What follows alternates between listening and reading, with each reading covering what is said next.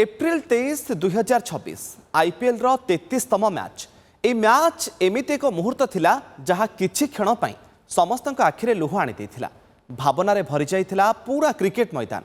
मुंबई रो Wankhede stadium Mumbai Indians और Chennai super kings मध्यरे हाई वोल्टेज टक्कर, किंतु समस्तक नजर अटकी जाइथाए चेन्नई रो युव द्रुत बोलर मुकेश चौधरी उपरे। पाद थरुथाए आउ मन माँ को खोजुथाए। बॉल धरी बोलिंग करने को दौड़ी दौड़ी गला बेले माँकर हस आउ मार से डाक तांको कानरे पड़ुथाए। 2 दिन तले निज माँ को हराइथिले मुकेश।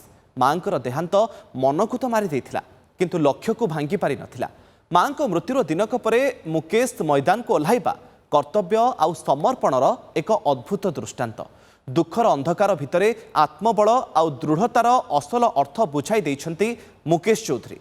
ए मैच समस्तक पई हुएत एक साधारण खेल थिला, किंतु मुकेश को पई कोनोसी युद्धठू कम नथिला। ए युद्ध थिला दुख सहित स्मृति सहित। ए मैच रे चेन्नई 103 रन रे मुंबई को परास्त करिछि एवं मुकेश चौधरी 4 ओभर बोलिंग करी 31 रन देवा सहित गोटे विकेट नहीं। एभली दुखद समय मुकेश को सह छिड़ा होइथिला पूरा सीएसके टीम। एपरिक दलर विजय को मुकेश को पई डेडिकेट करिसंती कप्तान ऋतुराज गायकवाड़। मुकेश को मांकर सम्मानार्थे सीएसके समस्त खेलाड़ी ए मैच रे कला पट्टी बांधि खेली। क्रिकेट प्रति मुकेश ए उत्सर्गीकृत मनोभाव को समस्ते बेस प्रशंसा भी करिसेंते।